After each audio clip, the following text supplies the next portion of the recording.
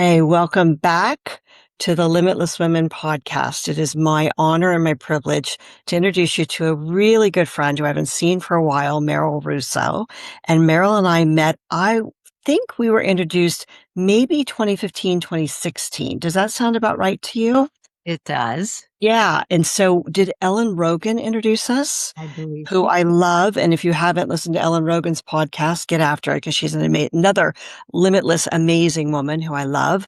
And so, yeah, so I think we were together at maybe the second Limitless Women conference. Oh, If it was wow. 2016, yeah, if you can imagine, we're coming up year 12 now because we had one during COVID that was virtual, and then we had a year that I took off, and life is lifing. But we just saw each other. We ran into each other in North Carolina, of all places, because you live in California, right? You. You're in California, I'm in Texas. So we ran into each other in North Carolina at one of Tammy Fuller's Campowerments, fancy camps, which was so much fun. It was just great to reconnect with you. And as I was looking at what you were teaching there, Meryl, and as I was listening to your shares and as I was listening for what you were bringing as your superpower, I was reminded of how much the conversation around what you know is something that I talk to women about again and again. And so I said, this is going to be a little bit different if you're used to listening to Limitless Women and coming for your business tips, or if you're coming for me to cheer you on and have you feel great as a woman and feel empowered. This is a different kind of conversation. So Meryl Russo is an expert in grief and processing grieving. And she works predominantly with people who are experiencing the loss of a loved one. And we also know that grieving is a process that needs to happen with many different types of loss. So I've asked her to stretch what she normally teaches and to come and hang out and have a conversation with me today, because I just feel like for every woman who hears this, who's experienced a loss, um, none of us knows how to do this. We really don't. And I feel like you have such an incredibly generous way of being, Meryl. And I love your energy and your passion for love and service for women. And, I just want to get after it with you. Awesome. Yeah. Well, thank you. I'm really humbled and grateful to be here and be having this conversation with you. And, you're a bright light always. And I just need to say that I listened to your intro on your Limitless Women. I know recently because I The just, website. yes, the website. And Yeah. Kim one Yancey put that together. thing, yeah, what you said was that you are the steward of other people's Mm, lives. mm, Love that. thank you. I Yeah. think that that is I mean, we just don't always see ourselves, Right. right, and how we're showing up, and when we can be around people who can see what we can't see so that we can step into the gifts that we have and give them away, I mean, to me, that's kind of why I'm here, I and love people that that. I'm around, I feel the same way when I see them doing what they're doing, which very much includes you.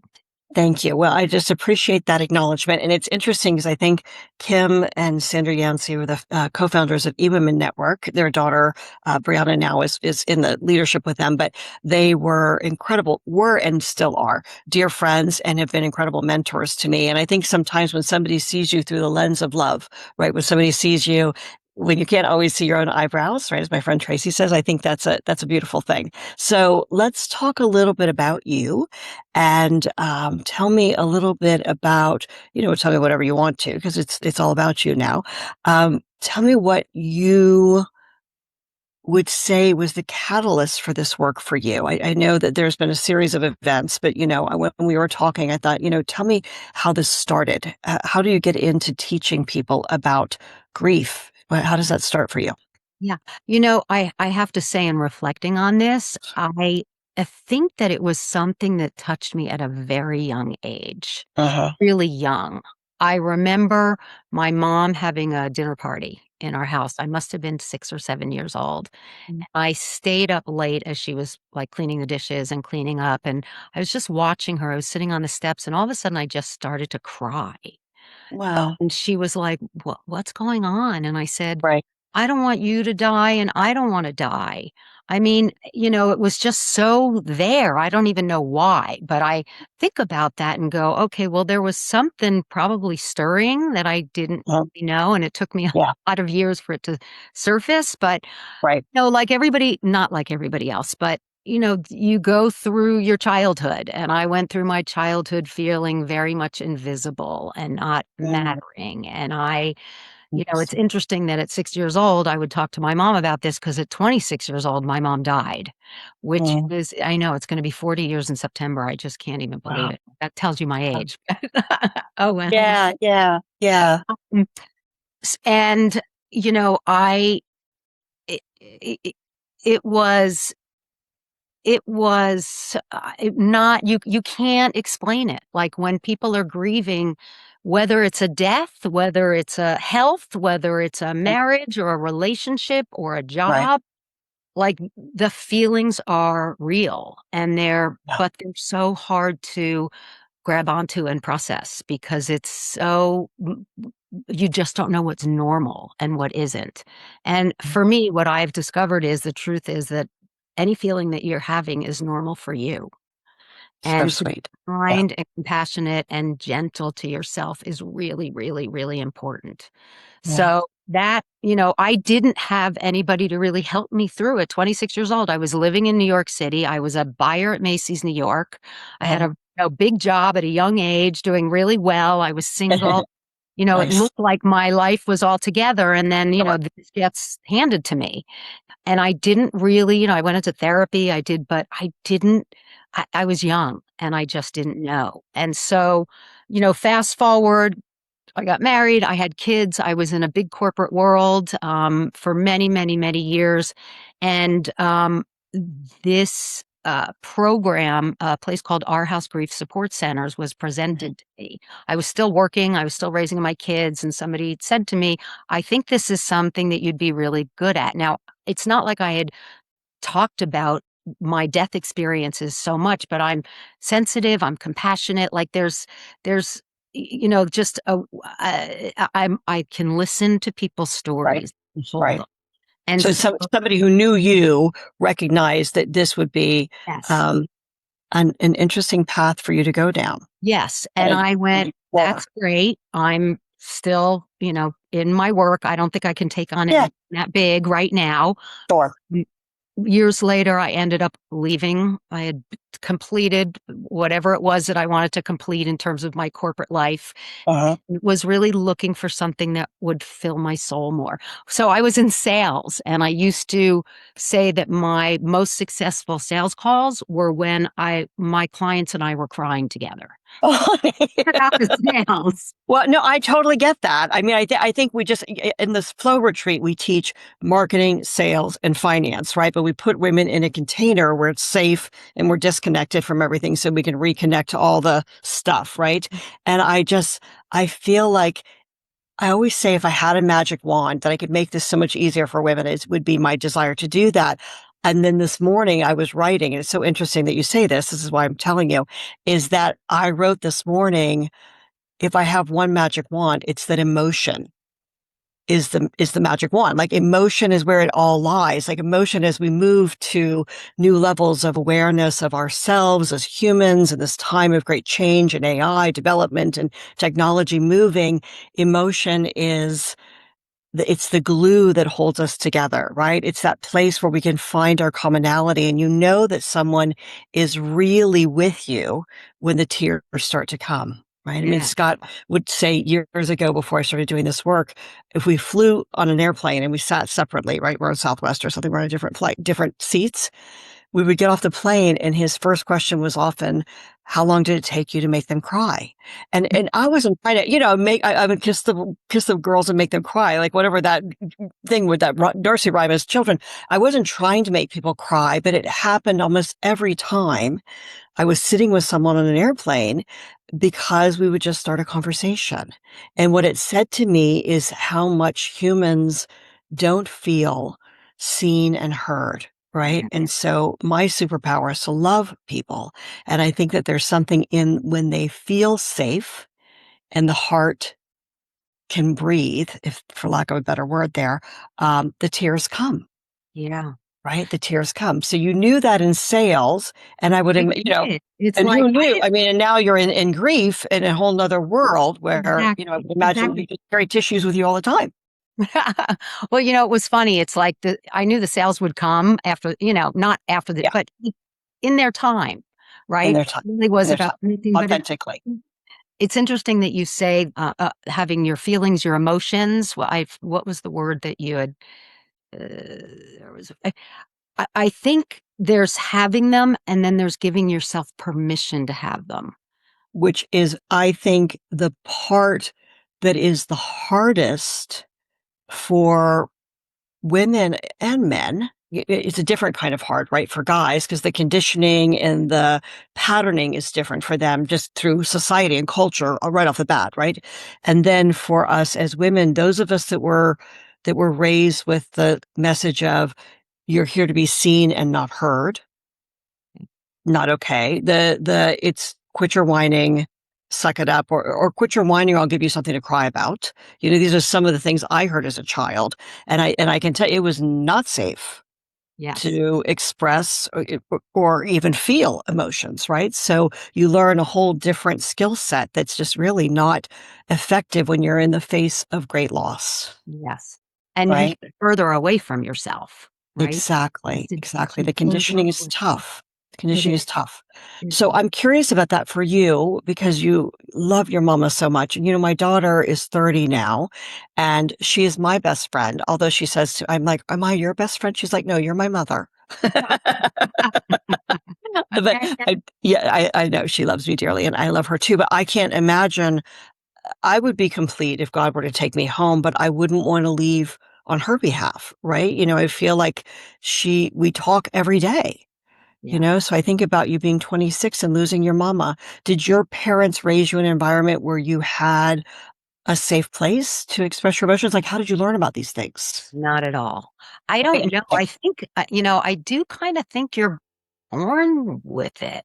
Interesting. Okay, so that's something. It's a nature versus nurture kind of conversation. You feel like you came in with some of these skills Well, and then or there's these that, and then talents. there's that wisdom through pain. Yeah. I always go, can't we do more wisdom from joy? Like, why?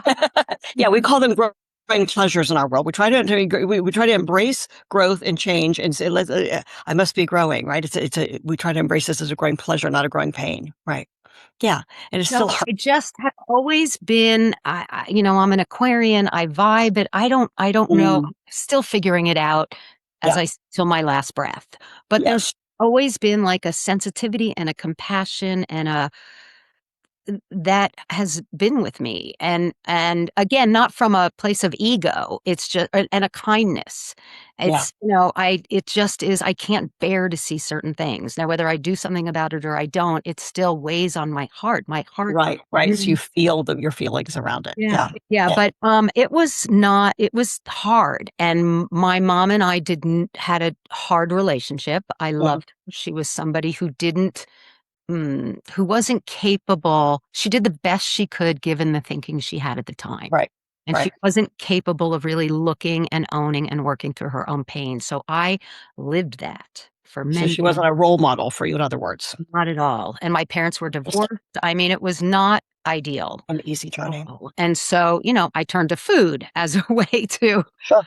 help me cope. Like we all Yeah. go to someplace or, shut down or, whatever it is that we do to survive or being the good girl. Like I didn't want to cause any more pain in my family. Uh-huh, I'm uh-huh. just, I didn't go out and drink and take the car out. And I kind of got conditioned to be that way to not cause any Right. more undue pain that was necessary. Gotcha. So when my mom died, there was a lot of incompleteness, but Uh-huh. do have to say that one of the things, and for anybody who's listening again, and it's not just death, but I I have a better relationship with my mom now, 40 years later, Oh, than when she was alive. interesting. That's My fascinating. kids, my kids who never met her, my husband who never met her, they totally know her. Oh, That's she is fascinating. How and sweet. and it's possible. Like you Uh-huh. can. It's ongoing. I don't think healing is something that's ever, it's not finite. Right. If you're alive and breathing, there's probably more, right? Yeah. Yeah. But I think Yeah. that people who go, if I could just heal or if I could just let it go, I'm like, Yeah. can you let it go for now? Because that's all Mm, I got. that's And generous. Yeah. it's it's gonna come back. Somebody's gonna say something maybe or look at you a particular way, and you're gonna get ignited right back to when you felt not seen or like you didn't matter, right? Yeah. And Yeah. it's funny because I often think about, again, I think about a lot of stuff. I also Hmm. like to have a lot of fun. I don't want to say, You but have a lot of fun. Yeah. I do like Yeah. to It's have a lot of fascinating to me that you're like, this is the path that you're on, and you're just like the life of the party wherever you are. I do. I love to have fun and I love to laugh. But, Yeah. this notion, and I think about a lot of things, and this Uh-huh. notion, and you said that people want to be seen, they want to be heard. I believe that even the bullies, they're the Yeah. ones that want it most. They just have no access, no way in. Right. And I would think about, and at the underneath that whole conversation is that we just want to matter. And then I would go, Mhm. why is mattering so important? What is it about mattering? And I Search for meaning. Yeah. no, we're made of matter. Of Oh, you've got an even better one than Viktor Frankl. That's what we're made of. That's what we That's are. awesome. Well, of course we Yeah. want to do that. But anyway, the whole like grief process. And for me, again, I did go into therapy. I went in, Navigated. and I went into some transformational work that I resisted and said, I'm putting myself in. Good And for you. I'm just going to see what I can see. And it was scary and it was hard, but I had great people around me. And I just sort Yeah. of opened up that Pandora's box, like when hard things happen to us, and Uh-huh. we'd rather keep the box locked because if you, I was always somebody who would be very hard on myself. Uh-huh. So why should I open up that box? It's just going to give me more fuel. Of Little did course. I know that opening that box gave me freedom, Yeah. Yeah. acceptance, and compassion, but you don't know. It's scary. Well, you don't know what you don't know, right? And I think that's the piece. And I think about when I was inviting you to come and have this conversation. You and I spoke a little bit about this in North Carolina. I'm very present to two times in my life, actually three times in my life, where I experienced the feeling of like, oh, this must be what grieving is. This must feel like to grieve, right? One was when I got divorced with my first husband. The first time my children went away for Mm. holiday, and I was sitting there, I was like, "What did I do?" I mean, what was I thinking, you know? And it just, yeah, was devastated. I really had a hard time getting out of bed. And I'm not a person who, I mean, for the grace of God, I've been really blessed with the right chemistry that I don't really struggle with depression and anxiety, but I feel like I was depressed. And then fast forward, I was blessed with my current marriage, and after we've been married for a few years, we lost twins and we miscarried, and we were far enough along that the whole family was engaged. It was a big deal, but I just got busy. Right, I was like, just let me get busy and get to work. But I would be watching a movie, and then I'd be just crying hysterically. I couldn't stop. It would like come out of nowhere, and this was like 8, 9 months later, right? So I thought there's some things there, right? And then, the third time for me, not to make this my whole life story, but my third time was when Scott was diagnosed. And for 9 months after his open heart surgery, I kept talking. And I know it was 9 months because I remember when he said to me, "You have to stop talking about me dying. It's really hard for me to live when you keep talking about after I go or what it's going to be like after I'm dead." And I thought, oh my God, what is wrong with me? Why in the world would I do this to my beloved? But I was just terrified. His doctors had looked at me and said, "He's dying. We don't know how long he has. Go." And I will tell you, as we're recording this now in 2026, that was 2017. We've been blessed with 9 incredible years that I know there's the gift of, because I heard that message, because what happened happened, right? That I have this opportunity to be very aware of the precious gift of time, right? So those are my 3, like, Well, grieving pieces, and it all came in very different packages, right? So I think that that's the part that I would say I'm aware that grieving in my own life has different catalysts, and I know for women, how do we here's the question, Meryl. how do we be with what is, and which is a spiritual journey in and of itself every day, right? But how do we be with what is? And then how do we navigate is the best word I know right now of those feelings that we don't really know or we haven't felt necessarily before. We don't know what to do with them. Yeah. Sorry, that was too many questions, but No, maybe I you can mean, help. listen, I so just to one of the things that I believe to be true, and I've been leading grief groups for 14 years, Uh-huh. sitting with new grievers, and again, this can apply to any grief you're having. Sure. But there is something about l and you said it, if you're not expressing it out of your mouth and you're repressing it, it's gonna come out anyway. It'll come out Uh-huh. over Like teaching the a tears. movie, it'll come out of eating, shopping, Uh-huh. it Uh-huh. comes out. But when Right. it comes out of our mouth and it's witnessed and it's shared, there is a the grip lessens. I see it when people share their pain and their how do I do this and simply say I don't know how to do this. It gives them permission to not know because they're What does that mean? What did you said the grip lessons? I don't understand what that means. so it's interesting because I in my groups or working Mhm. one on one with people, Yeah. I can hear where the grief is stuck.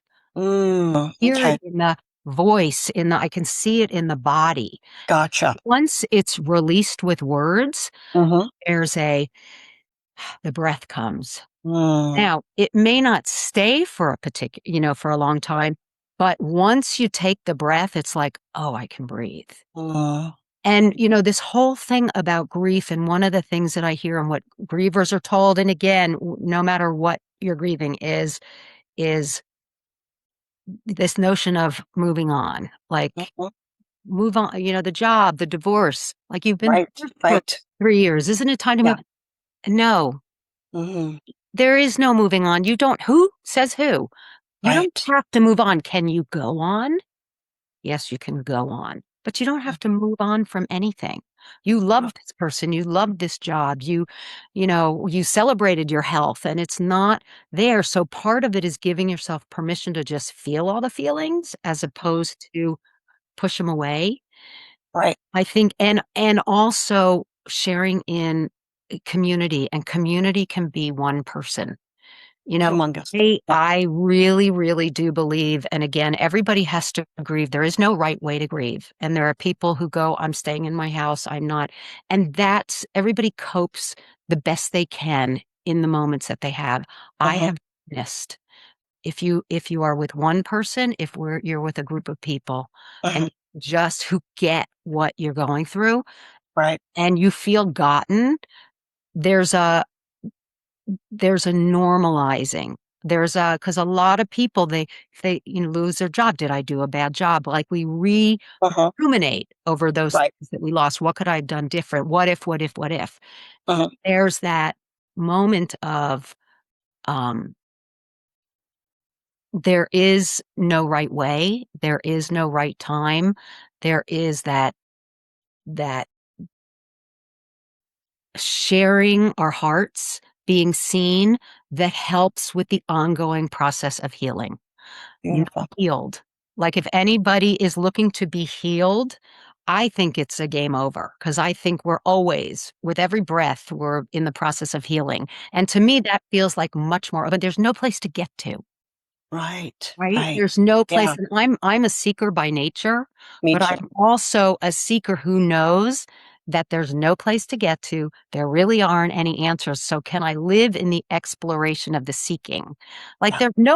there's no there, and there's no place to get to. There's just Yeah. being here and being here now. And when you can kind of rest in that and be with whatever you're feeling, that grip, just letting it out of your mouth is I a get the grip now. Yes, I understand it now. And I think, there are those of us who have learned that it's not the destination, it's the journey, right? And I think, again, as I'm turning 60 this year, I think that's really exciting that I'm still on the journey. How cool is that? Because I just said to Scott a few minutes ago, I was like, babe, I'm getting too old for this. He's like, I know you pushed really hard. Maybe you should take a break. It's like tomorrow I'll take a break. Actually, no, not tomorrow because I have a video shoot on Wednesday. Thursday I'll take a break, right? You embrace it or you don't, right? This is how it is for us. I want to go back to the person who may be listening to this, Meryl, who may not feel like they have someone to go to. I mean, I'm in this incredible bubble of love now with the women that are in our Limitless Women community, and I'm surrounded by this nurturing, compassionate environment, but that is not the way I experienced my life growing up, right? And it was not, I didn't know that. I think about when I got divorced, I didn't, outside of a therapist who was referred to me by somebody I worked with, I didn't have girlfriends, right? I didn't know how to safely relate to other women and I didn't know where to go. And so I'm curious about, what you would recommend for someone who may be feeling like I felt as a young woman. I don't know where to go or who to talk to. Yes. And I totally understand that, especially when you're in extreme pain. You Uh-huh. A lot of that, there's shame that goes with that. There, Right. how much do I want to expose myself? Vulnerability.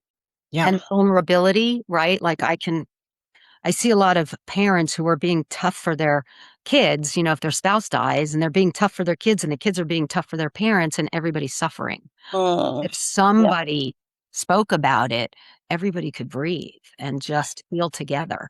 So there are so many resources out there. There are online communities that you can go to. The people in my groups, I don't know Uh-huh. any of them when they come in. I'm part of an organization that forms the group, and then I come in as a facilitator, a And leader. so how would someone find that organization or a similar organization? Look locally for grief groups. They're Uh-huh. through some religious places have them. If you're affiliated with a space in religious hospitals, um, there are resources online. David Kessler is an amazing. I feel like I've heard his name before. Yeah, he Yeah. co-authored some books with Elizabeth Kubler-Ross, and Oh, yeah. he owns the URL grief.com. So that'll tell you Okay. So on, that might be a place where somebody could just even start is and you grief.com, can do it right? virtually. Uh-huh. You Oh, can. interesting. There are Yeah, of so course, many COVID taught us resources. that. And let me tell you, the conversation finally, like we're in the US, we're not great at talking about death. People aren't, we Yeah. don't know how to be there for other people unless we've gone through it ourselves. Then we Mm, go, I didn't show up because I didn't know how. When you right. experience it yourself, you can be what you needed for others. So Yeah. there are, I mean, there's the conversation about grief and wellness and death is getting its due due spotlight because we need to talk about it and we need to support each Thank other in you. a really healthy way. And there are again online groups, there are local groups, there are therapists, there are coaches. I'm a coach. I'm not a therapist, Uh-huh. but I help adults navigate loss with compassion and guide them to ongoing healing and really gain a deeper understanding and give themselves permission to live. I And love there are people, individuals, and there are groups who that are all over. And there are camps for kids, experience camps. If you know a child who's grieving, but again, and it's any kind of loss. I can't Yeah. speak to like people who specialize in divorce or health. Right. Yeah. Grief is grief. The feelings are the same. The loss may be different. The feelings and what you go through are Well, I think, when I saw you, I said, I feel like this is a conversation that I want to bring out of the closet. And I'm glad to hear that so many good things are happening in the world with bringing it to people's awareness. I wanted to bring it on our platform to say, if you it's a loss, you're not alone. The most important thing is for you not to feel alone in this. Know that when you raise your hand, I mean, it's one of the things that we work with women on frequently, because again, I lead leaders. So these are all like people looking really good on the outside, hurting really deeply on the inside often. We need to learn to ask, right? We teach about self-care, and the A in self-care is ask. The R in self-care is receive. And so again, many of us that were taught to like give and be good enough and do the things are not very good at getting a clean ask out, and we're not very good at receiving the gift when it comes back our way, right? So I want to share people I should want to share you with people and let people know how to find you, which you'll give us your links. I know you're active on Instagram. I know that we can find you through the web, and just as a resource, just to have somebody to connect with. And the fact that you can support people virtually is really amazing.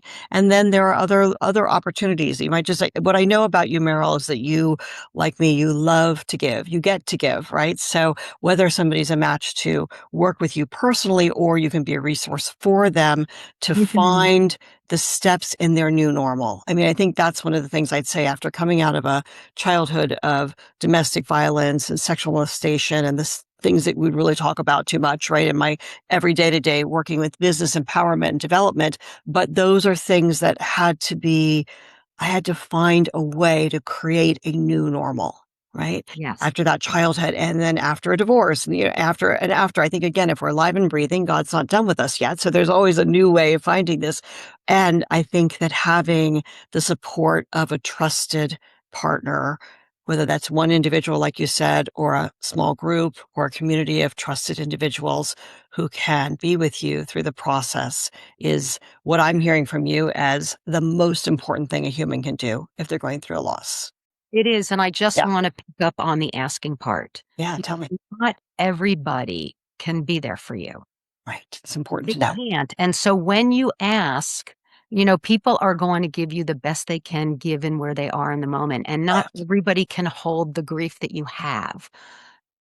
I think the biggest mistake is people stop. It's just You not make one ask and you didn't get the answer you wanted. So now right. you're like, They okay, I'm just not aren't asking anymore. able to hold that Right. space, so keep Smart. asking because Good you will feedback. get the yes. Good You will. feedback. You'll Really find important. your people, you will find and Yes. sometimes the people who aren't even close to you are the ones who surprise you the most and will Yeah. sometimes your closest friends don't know how to be with you, but it's the ones who are on the periphery who are like, "Come right in there," and that's the gift that they're giving you at that time. So, I put that out as a it's yes, it's hard to ask, and it's we get shut down really easily, and We it's do not because we have us. we have a belief that says that, X, Y, or Z is going to happen, especially we've been patterned that way, right? And I think women like you and I there's something you said earlier in this conversation about there was counseling, but then you went on, and I'm going to call it living in the deep end of the ocean, right? I'm always like, my husband always says I'm a mermaid. You can see my little Ariel back there, right? He says, I love to live in the deep end of the ocean. Um, when you've gone on the personal development journey, and you have now what feels like a new toolbox, right? You now have access to tools and resources that you didn't have. It's easy to be like, oh, you can just do this.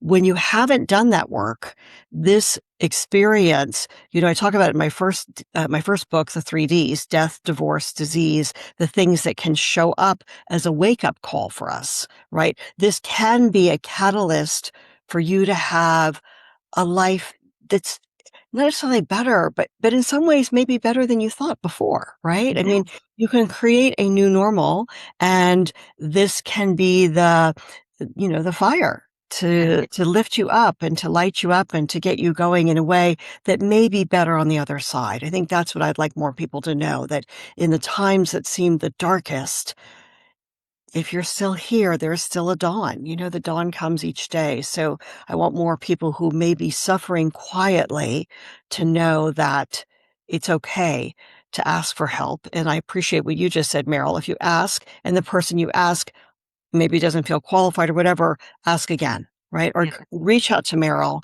get connected with her. She will show you where you might be able to craft this new experience and a new normal that won't replace the loss of what you've experienced. It won't replace the human if you've lost a human. It won't replace the marriage if you've lost a marriage, but it can it can be better on the other side. It really can. It will be different, and it can be Different. better in some ways. Different, and when my mom died, and, it was really hard, and I couldn't see that path, and I can tell you that digging in and finding those resources and asking, I am very clear that my mom's life was the runway for mine to Oh, and I can hold that, and it empowers me, and I think that that's on offer for all of us. Pain is hard, feeling is hard, but there's also you can flip the coin, and you can see everything that you just said. So, yes, there's one other thing that I wanna say, and I know you please. need it, but and that is, I just really want to acknowledge when you shared about Scott, and what he said to you when he was diagnosed, and he said he shared, I can't live if I'm. Let's stop talking about me being dead. Yeah. Kind of smart. Yeah. No, what I wanted to point out was very much what happens when you're able to share what's true for you is Yeah. that he gave himself permission to live, and you heard that calling. Mm, Right? You so heard much. that calling, and that's really what's on offer. You are the safe space where he could say that, and you rose to the calling, and here you are 9 years later. Well, and I want to say that, here's an example of what's available sometimes on the other side, right? I mean, just like my journey is my journey. Everybody's got their own journey, but I can tell you that what it catalyzed for us. I mean, I think the last 9 years for us have been the best 9 years of our marriage. We've been married almost 27 years now, um, and our prayer here's the awareness, like kind of the shifting, the repatterning is that when Scott was in the hospital and he was in intensive care, and I said, if this is it, how do you feel? And he said, I feel like couldn't have been better. I mean, he's like not a toxic positivity guy, but I'm going to tell you, he came from his story and he has made an amazing life for himself and for us. And he takes such good care of our family. Um, but I said, if you don't pass away, what do you want? Is there any place I'm like, do you want to go to New Zealand? I'm like, when you get out of here, what are we going to do? Really having that, like, make a wish. What can we make happen for you? He paused for a second, Meryl, and he said, if today is not the day that I'm supposed to go, I just pray for more of the same. And I'm going to tell you that every day when Scott and I say our blessing before we eat our food, which we do, we have so much to be grateful for because we have another day. We'll say, Lord, thank you for more of the same. Like that's literally become our entire family's prayer. Thank you for more of the same. We don't know when it's done. We don't know when it's done for me, you, anybody, right?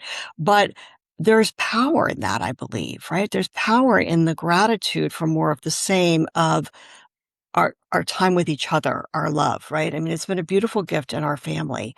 And it has been a different way of living with his diagnosis, right? It's been a different way of approaching the world. But I think even more today, I know than I've ever known that time is so precious, and how we choose to spend it and who we spend it with is the greatest gift of our life, right?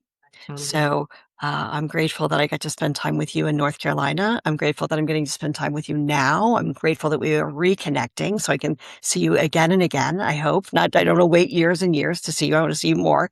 I'm really grateful for the work that you're doing, Meryl. And I'm grateful to know that this is your superpower. So if women come to me, or if I know someone's experiencing this, I know that I have a trusted friend that I can send them to. And I'm really just, thankful, grateful for the work that you're doing in the world and that you chose to answer your calling. Thank you. And you can Yeah. find me on Instagram, Meryl Russo, on Facebook. I'm on LinkedIn, Meryl Russo, coaching.com. Just find me because it, it, to be able to help people navigate through this. I mean, we're here not just to live, but to live because we're here. So thank you for having me. Thank you for I giving voice to the people who you're making a difference with, to know that, they can give themselves permission to live fully. And I'm there to hold that space for people to discover that for themselves. Thank you, sweetie. I so appreciate the gift that you are. Thank you so much. My pleasure. Good to have you with us. Thanks. Are you a limitless woman? This is your personal invitation to learn how you can join our online community, grow through our business school, and play with us at our live events. Go to limitlesswomen.com for all the details. That's limitlesswomen.com. Thanks for joining us.